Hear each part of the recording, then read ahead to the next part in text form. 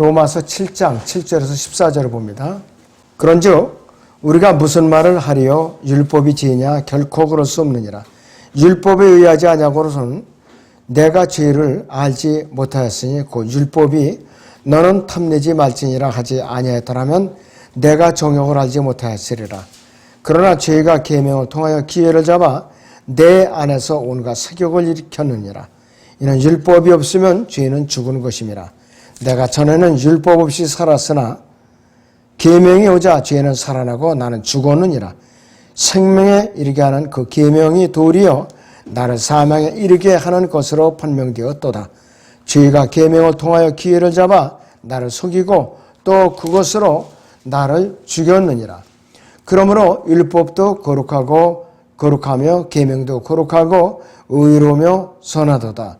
그러면 선한 것이 나에게 사망이 되었느냐? 결코 그럴 수 없느니라.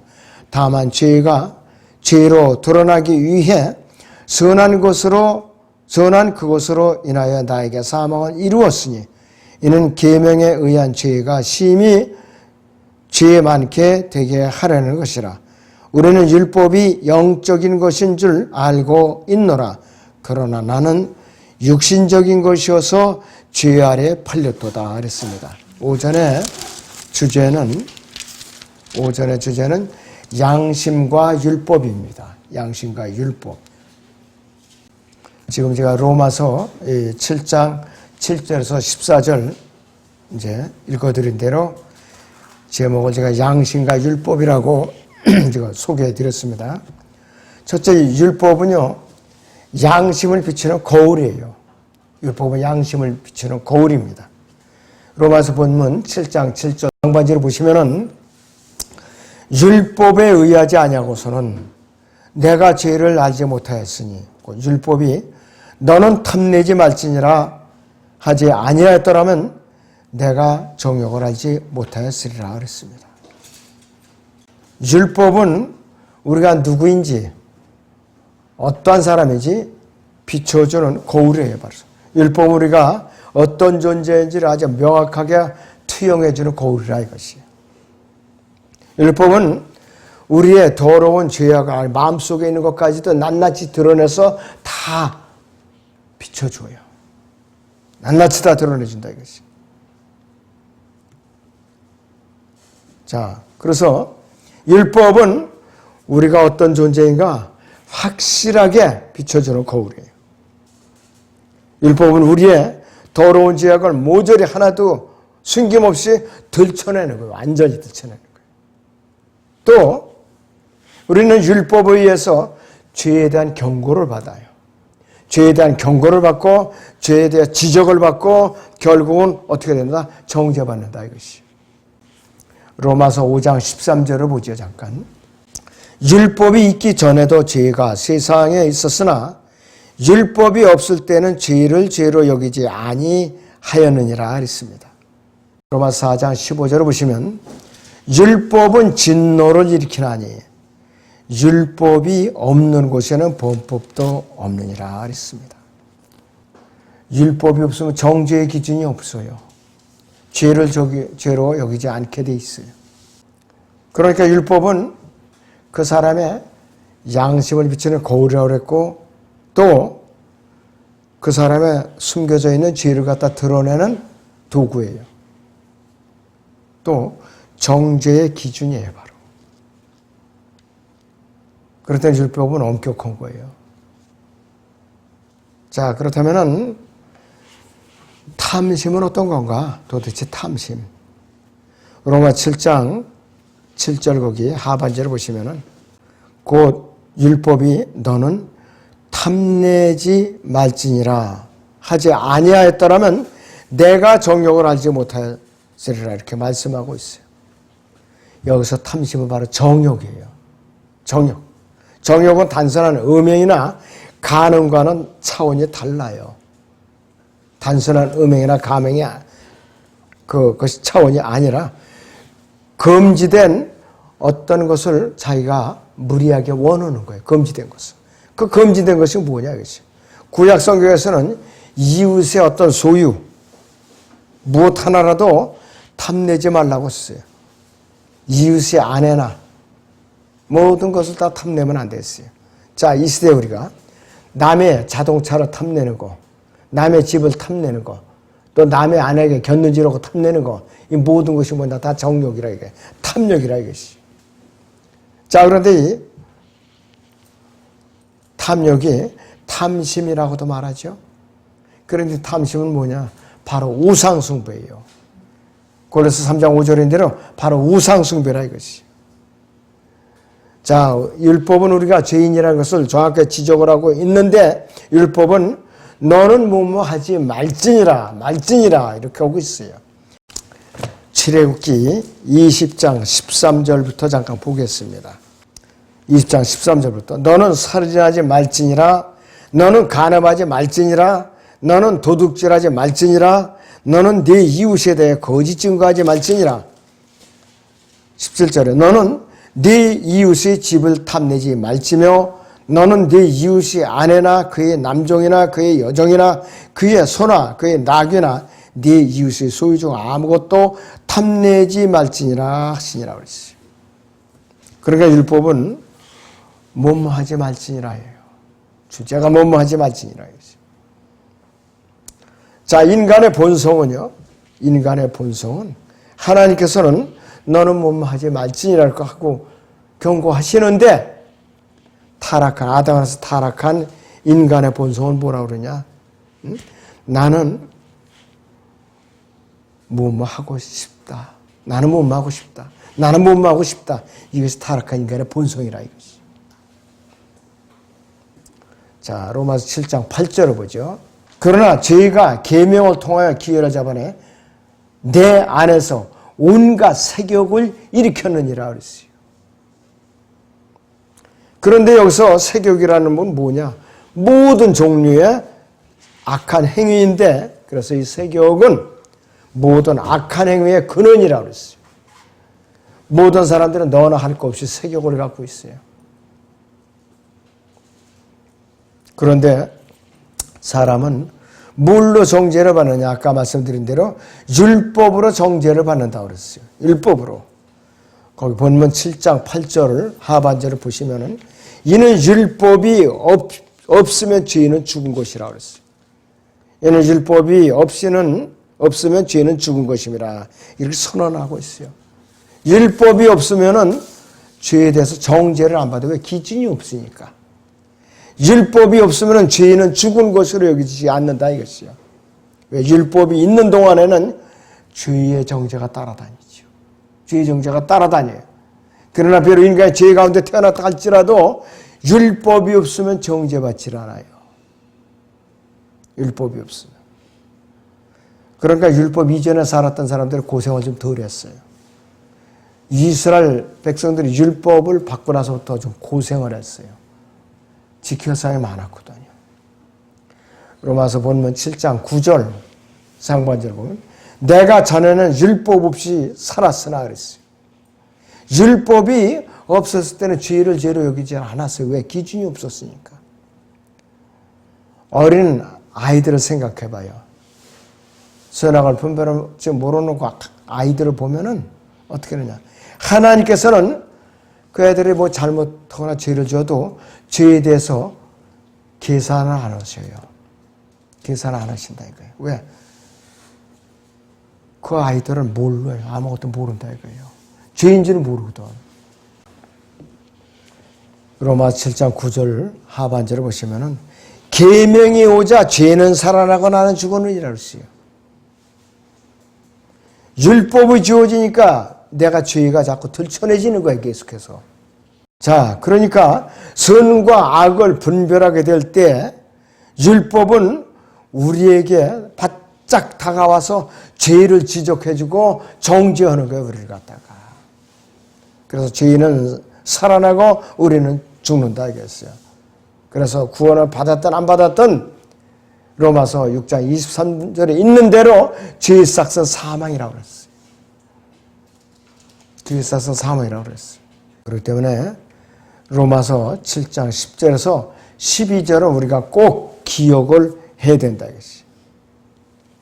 자, 다시 본문 보죠. 7장 10절에서 12절을 다시 봅니다. 생명에 이르게 하는 그 계명의 도리와 나를 사망에 이르게 하는 것으로 판명되었도다. 죄가 계명을 통하여 기회를 잡아 나를 속이고 또 그것으로 나를 죽였느니라. 그러므로 율법도 거룩하며 계명도 거룩하고 의로우며 선하도다 그랬어요. 지금도 마찬가지예요. 율법이 거룩하다 그랬어요. 계명도 거룩하고 의로우며 선하다 그랬어요. 우리를 정죄하는 율법이 거룩하다 이것이요. 자, 그래서 율법은 갈보리에서 끝나지 않았어요. 끝나지 않았어요, 절대로.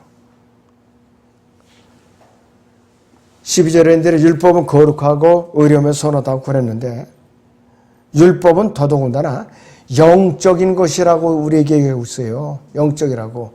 우리는 율법 보면은 아주 재미없지요. 딱딱하고 그냥 잊어버리고 싶죠. 그러나 율법은 영적인 것이라고 분명히 얘기하고 있어요. 영적인 거. 구원받은 성도들을 대상으로 쓰고 있는 거예요, 지금. 그런데 율법이 영적인 것이라고 말하고 있다, 이것이. 대부분의 사람들은 율법이 육신적인 것이라고 생각하는데 천만의 말씀이에요. 분명하게 영적인 것이라고 우리에게 증언하고 있어요. 자, 7장, 로마 7장의 14절을 봅니다. 우리는 율법이 영적인 것일 줄 알고 있노라. 그러나 나는 육신적이어서 죄 아래 팔렸도다. 그랬어요. 내가 육신적이니까 죄 아래 팔린 거죠. 내가 영적이면은 죄 아래 팔리지도 않고 내가 율법의 정죄도 안 받지요. 바로 이 뜻이에요, 이것이. 이 배교한 이 시대의 기독교계는 뭐라 그러냐. 율법이 갈보리에서 죽었다고 가르쳐요. 율법이. 사탄도 머리가 박살이 났다고 가르쳐요. 로마서 16장 20절에 있는 그것을 갖다 인용하면서 이제 속히 사탄의 머리를 부수시리라 미래형으로 돼 있어요. 과거형이 아니에요. 과거형이 아니다 이것이죠. 율법과 마귀는 결코 갈보리에서 죽지 않았어요. 로마서 16장 20절을 보시죠, 여러분들. 평강의 하나님께서 사탄은 속히 너희 발 아래서 부수실 것이니라. 우리 주 예수 그리스도의 은혜가 너희와 함께 있을지어다 그랬어요. 발 아래서 부수실 것이니라.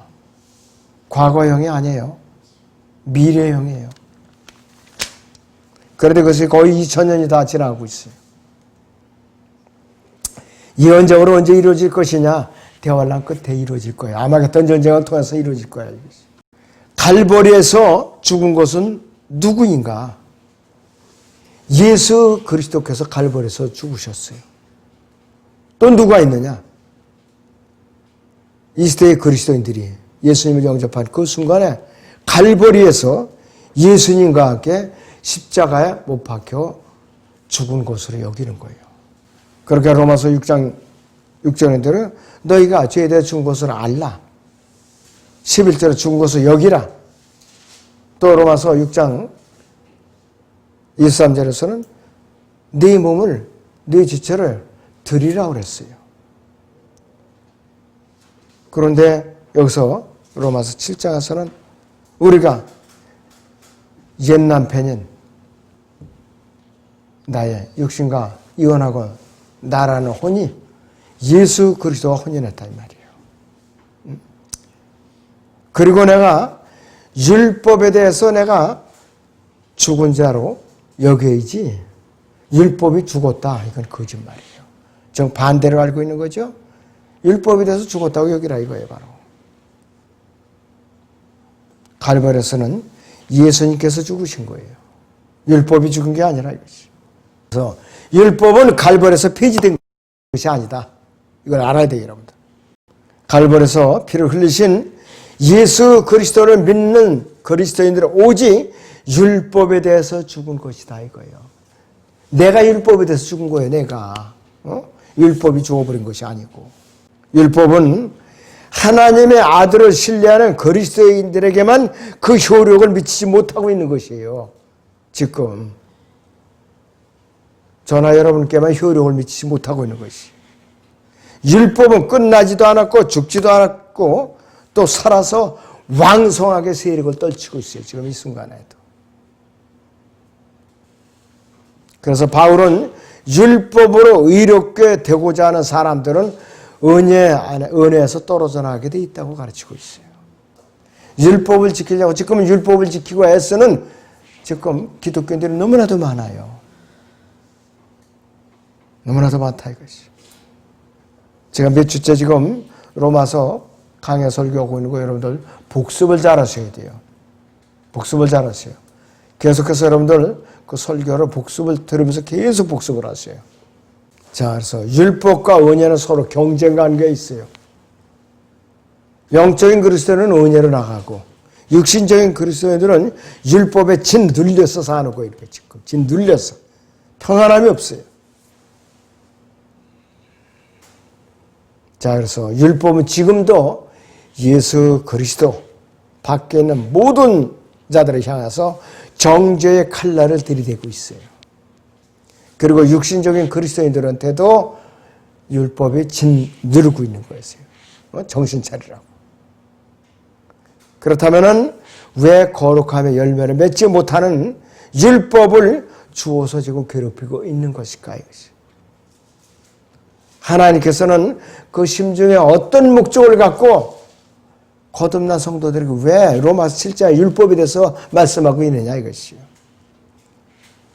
사도 바울은 두 가지로 질문에 대해서 대답을 하고 있어요. 첫째는 율법 자체는 영적인 것이다. 그러나 성도는 육신적이며 죄 아래 팔렸도다 그랬어요. 영적이지 않으면 육신적으로 다운돼 가지고서 죄 아래 팔려 있는 거예요. 이 교만한 바리새인 출신인 이 사도 바울의 얼마나 이렇게 겸손하게 낮아졌는가 이거였어요. 바리새인들의 본성은 영적이지 못해요. 그들은 율법을 잘 지킨다고 그러면서 자랑하는 사람들이에요. 율법을 지킨다고. 자부심이 대단했던 자들이에요. 빌립보서 2장이요. 3장 4절에서 6절을 보면은 사도 바울이 바리새인 중에 바리새인이에요.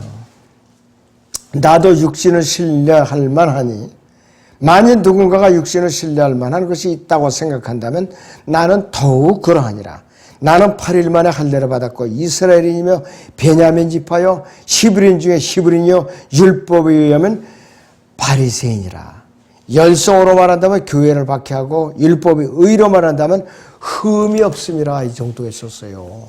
도통했던 사람이에요. 그런데 로마서 이 7장 기록을 통해서 보니까 코가 납작할 정도로 겸손해졌잖아요. 이렇게 겸손해졌다 이것이.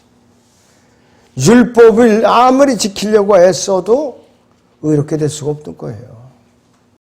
바리새인들의 본성은 영적이지 못하므로 하나님의 법에 절대로 순종할 수가 없어요.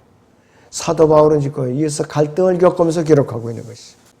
율법은 죄를 들춰낸다고 그랬죠? 계속 그 죄를. 율법은 죄의 원동력을 우리한테 제공해 주는 거예요. 죄의 원동력을. 로마 7장의 8절을 다시 보죠.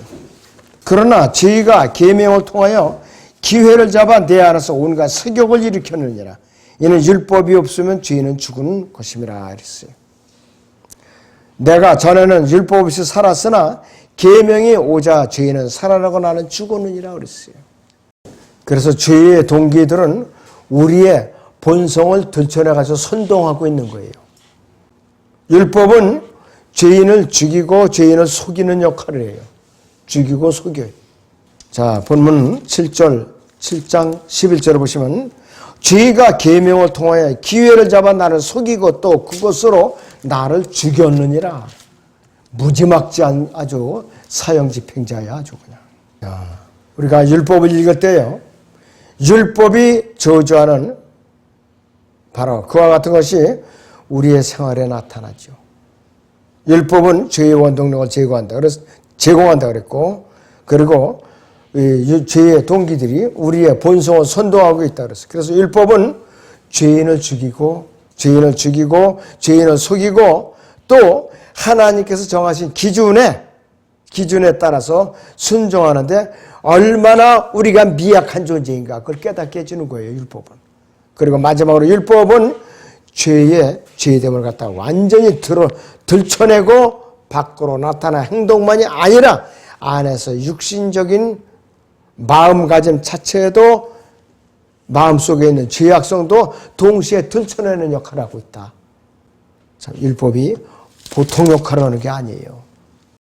자, 본문 로마서 7장 13절을 보죠. 그러므로 선한 것이 나에게 사망이 되었느냐? 결코 그럴 수 없느니라. 다만 죄가 죄로 드러나기 위해 선한 그것으로 인하여 나에게 사망을 이루었으니 이는 계명에 의한 죄가 심히 죄 많게 되게 하려는 것이라 했습니다. 우리는 율법이 영적인 것인 줄 알고 있노라. 그러나 나는 육신적인 것이어서 죄 아래 팔렸도다 했어요. 성도가 우리 그리스도인들이요, 그리스도인들 율법을 수단으로 해서 스스로 거룩하게 될 수 없는 이유가 뭔가 이것이. 하나님의 법이 선하지 않아서가 아니라 아담 안에서 타락한 우리의 본성이 법으로 말미암아 통제를 받을 수가 없기 때문이라 이것이요. 새로운 그리스도인의 생활에 있어서요, 옛 본성은 규율을 알 수도 없고 지킬 수도 없어요. 그런데 우리의 새로운 본성, 내 안에 계신 새 사람의 예수 그리스도께서는 더 이상 율법의 노예 생활하는 규율이 필요하지 않다 이것이에요. 이 사실을 깨닫는 순간 그 사람은 자유로워지는 거예요. 그 사람은 자유로워지는 거예요. 자, 우리가 이러한 진리를 깨닫는 순간 우리는 얼마나 기쁘냐 이거예요. 그렇다니 여러분들은 율법에 대해서 죽은 자로 반명히 여겨야 될 뿐만 아니라 우리는 율법의 종로를 해서는 절대로 안 돼요. 그리고 양심과 율법이 충돌할 때에 내 양심이 율법의 정죄를 받는다면 그 사람은 아직도 율법을 지키라고 애쓰는 사람이에요. 그래서 여러분들이 이 관계를 잘 되새기고 여러분들이 지켜내시기 바랍니다.